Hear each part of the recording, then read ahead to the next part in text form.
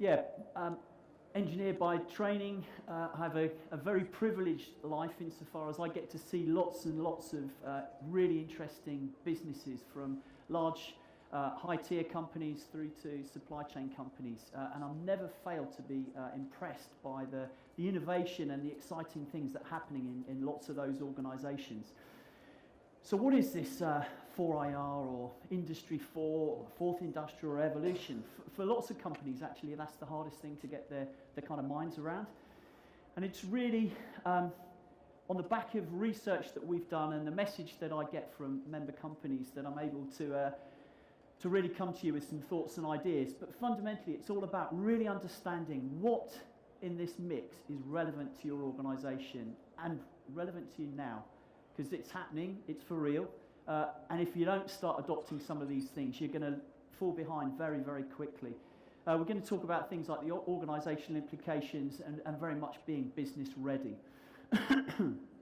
So we're a membership organisation. We have thousands of manufacturers in the UK, and we have the privilege to be able to survey them and talk to them and understand really, what is it that is important to them, and what are the issues that they face. So there are a number of sources to some of the observations I'm going to make to you today and talk about.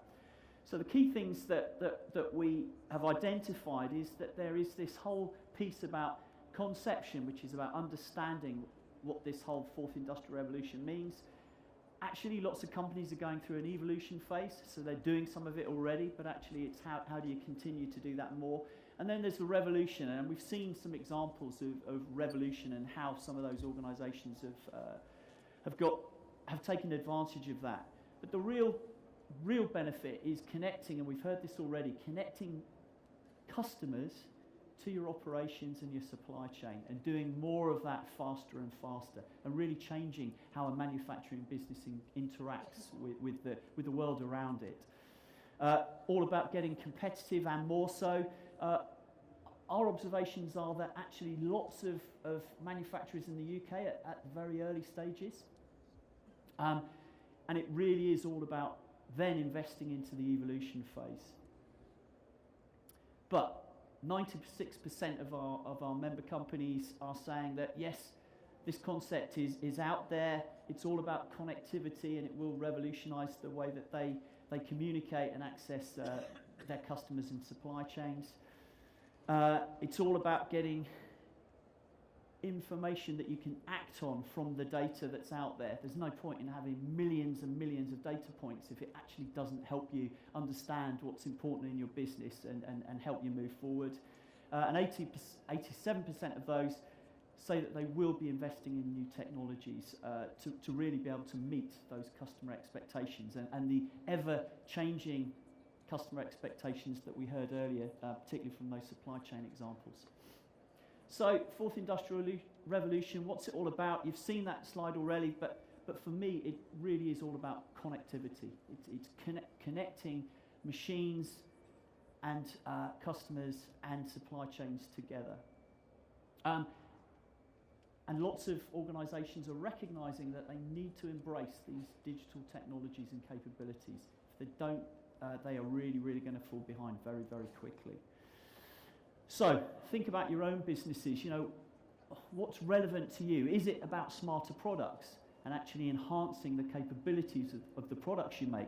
Is it about actually making the factory smarter? Really within those factory walls, helping you understand what's happening, what are the yields, the conditions of your machinery, what is actually happening, the yield rates, etc. But in real time, giving you information that you can manage your production capabilities. And then the supply chain we've already heard about. Actually, those supply chains are going to get closer and closer, be more and more connected, and yeah, fundamentally, you will get far greater insight into those supply chain activities. So there's the three phases to the journey that we're seeing with customers or members. Really, the conception is truly understanding, what is the fourth industrial revolution?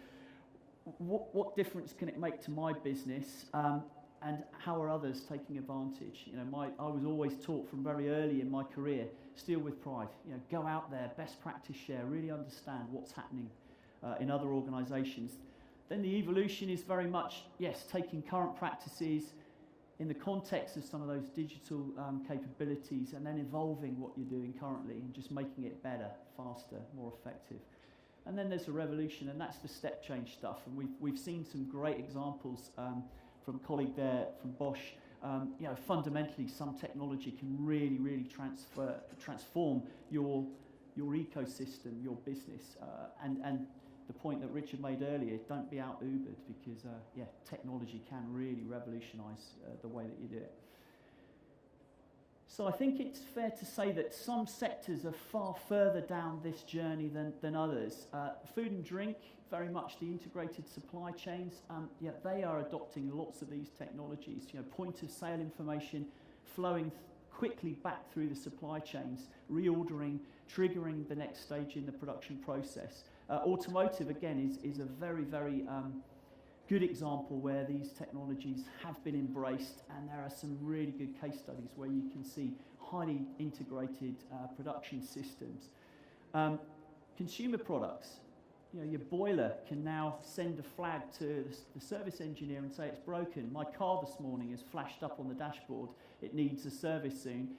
Shall we get a dealer to contact you to arrange it? They're simple, obvious examples in the consumer market where that has already happened. And then obviously aerospace, the heavily scrutinised example of aircraft in the sky developing issues or having a failure. Obviously they have multiple systems, and then by the time the aircraft lands, there's an engineer ready with the part to fix it so that it can take off on time as scheduled.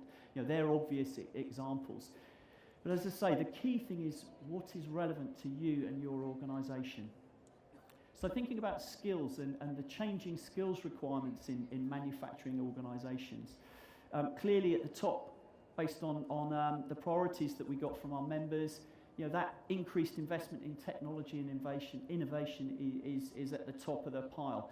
Selling into new export markets, again, very important to member companies, and that increased integration and working with customers as suppliers are the top three. I'm not going to go through the rest. So what are the skills that are demanding? Well, it's all about people management, line management and leadership, and production related technical skills. So it very much is starting to see. Yes, historically you've had to have a very detailed understanding of how you make things, but actually we're starting to see that manufacturing businesses also need that overlaid with the digital understanding and capability. And for me, actually, that's a real opportunity, because as a sector, we've suffered from being less attractive to the emerging new talent than actually the sector really should be. And the fact that now we're getting digital capabilities overlaid with actually making things, designing things, makes our sector far more attractive to young people that potentially in the past would have ignored our sector. So I see that as a real positive. So the digital economy, again, it was touched on earlier how that is fundamentally changing the way we think, the way we buy things, the kind of level of service and responsiveness that we expect from our suppliers. The impact of expectations of millennials. They come into our businesses and they see and think very differently. And we need to harness that as a sector just to be able to benefit from those changing demands, but also that refreshing new perspective. And yeah, I've already talked about this, the emergence of the new set of digitally skilled employees. They are very dependent and use technology in a very different way to I do, for example.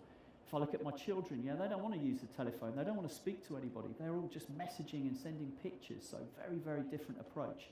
And actually the technologies that successfully get embedded into businesses replicate things like those apps and applications. If you're designing something, then that is the way that we want it presented. We do want it on a tablet. We do want it on a phone. We don't want to have to access PCs and laptops, etc. For example. So very different sets of requirements and expectations. And we've already heard about the examples where the embedded models of business are very much going to be threatened and changed. So if we don't embrace some of this new thinking and these new skills, then yeah, it's going to be interesting to see what happens. And I think it's important to stress that the pace of technological change quite clearly is accelerating quickly. So, what are the leadership skills that really are seen to be important based on the feedback I get from EF member companies? Well, it really is that comprehensive understanding of, you know, what are the opportunities from that digital landscape, and more importantly, what's relevant to our organisation. I'm going to keep saying that because it's not all about just technology. It really is about that visionary mindset, you know, really looking to change the way that you and as an organisation think and approach problems, and more importantly, the opportunities for the future. It's really important to have the business acumen or the financial acumen to be able to decide which of the exciting new technologies are actually a cost-effective answer for your organisation, because actually you can be shown all kinds of really, really exciting, attractive, shiny new toys, but actually will they deliver a real business benefit to your organisation or your customers? They're the kind of things that it's important to really take a good assessment of. There's also the challenge of dealing with business today.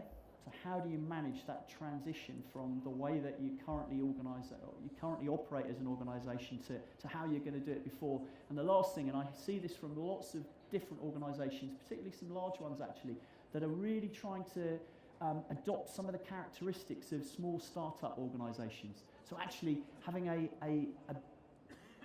more entrepreneurial appetite for things like risk. So I'm not saying you're reckless, but actually when you think about how that you determine payback and look at how you're going to explore a potential new technology is an interesting area, and that entrepreneurial spirit is a key thing to try and keep thinking about. So skills are an enabler. You know, key things that manufacturers are telling us that they need to do before they adopt some of these emerging new technologies. The first thing is all about staffing skills. So what skills do you have in your business, and what do you need to develop to make sure that you can optimise and really benefit from the benefits of technology? Management skills is another key area. You know, as managers, leaders within your businesses, you know, it's very important that you understand what are the opportunities and how you're going to exploit some of these new initiatives. Actually, new machinery is clearly shown as third, and new software systems is fourth. The point I'm trying to make there is it's not all about just technology. It's very much how you deploy and employ and use and adopt technology within your organisations. So, in the UK, do we have as manufacturers the skills to manage through the fourth industrial revolution? I would challenge that right now lots of organisations probably don't have leaders that fully understand the opportunities, and if they don't understand it, then how can they make the right decisions? So helping organisations understand what is relevant and what the fourth industrial revolution means is really important. Once you understand that, then actually you can lead and make the right decisions for your business. I talked about the innovative culture. Again, leaders need to demonstrate that. You know, things will fail. Take some risk, managed risk, and that will help move your organisation forward. And it's being comfortable with volatility and change. The pace of change is going to get faster and faster and faster. So as a leader, you need to be able to cope and deal with that. The technical bit, yes, there's technical elements that you need to understand, but actually it's marrying up the new technical stuff with actually the embedded skills and knowledge you have of your products and your manufacturing processes. That is really powerful, that combination. And really making sure that you have the emerging skills capability, particularly around analytics, and I said earlier, you know, data for data's sake is worthless. It's actually utilising that, being able to pull that information together, or that data together, to really deliver information that's right and ready for your organisation. And fundamentally, there are skill shortages in lots of areas. And the role of IT, it's interesting. Often it's digital capabilities that are required within a business, not IT. IT is very much the infrastructure and the enabler for a lot of the things that we're talking about. So, key thing I want to say here is it's all about being business ready. So take small steps, actually start doing things now. As I say, understand what are the opportunities that come from the fourth industrial revolution and the technologies that are emerging. At an appropriate stage, start employing some of those in your organisations and just keep going. It's got to be linked to a business strategy, though. That's the key message. Organisations that are deploying these technologies well are actually making sure that it does actually align with a business strategy, and it's not just picking off, cherry-picking technologies because they look all interesting and shining and potentially may not actually deliver much benefit for your organisation if you don't have the strategy to support that. But I'm going to say it again, the major challenge for small and medium-sized manufacturers that I see in the UK is not about technology. It's about actually understanding technology and actually making sure that you have a culture and the skills in place to really, really take advantage of the opportunities that exist as part of this fourth industrial revolution. So we're a membership organisation.